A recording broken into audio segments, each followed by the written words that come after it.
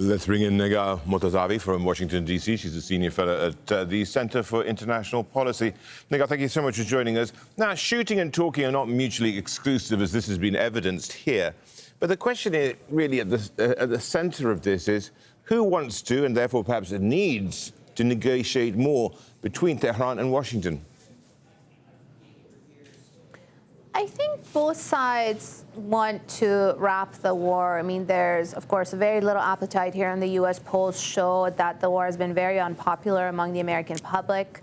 And I think President Trump also seems to be done with the war. The problem is he wants to exit it as a winner, a big winner. And after the Memorandum of Understanding, MOU, was signed, he got a lot of criticism that he made too many concessions or is going to make too many concessions to the Iranian side. And it was such a great deal for Iran. It's so bad for the U.S. I think that did have an impact leading us to where we are now. And then on the Iranian side, they, of course, didn't ask for this war. This war came to them by the U.S. and Israel. Started last year in June 2025, and then again restarted this year.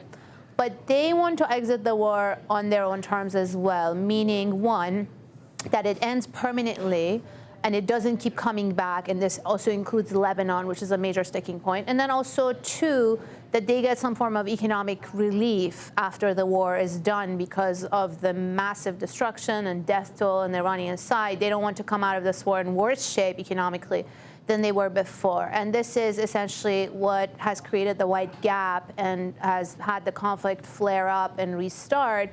But that doesn't mean the door to diplomacy is completely closed. I think there's still interest on both sides. If you look at it in the last couple of months, and this has been an organic process, if you will, a moving feast, who's got the balance of power in this conflict?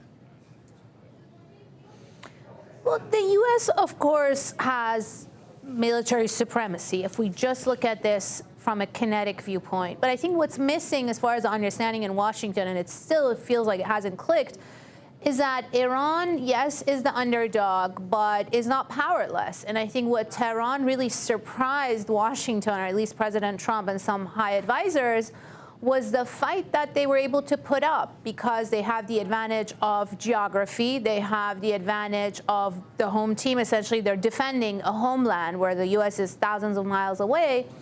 And they also have strategy. They came into this with a lot of thinking, a lot of strategy, step by step. They had telegraphed what they're going to do, turning this into a regional war, attacking U.S.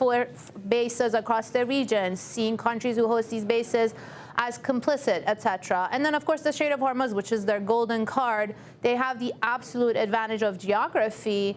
And it just seems like that all came as a surprise to the U.S. side. In fact, from the beginning, there was this expectation that this regime is going to fall within days, if not weeks, and it will be similar to a Venezuela model. And the exact opposite happened. There was no uprising internally to overthrow.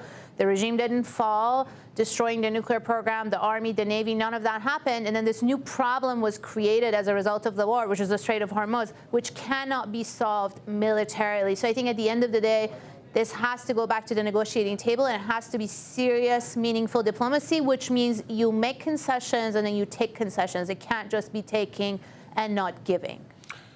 Negar, thank you so much. Negar Mortazavi there from the Center for International Policy. Now,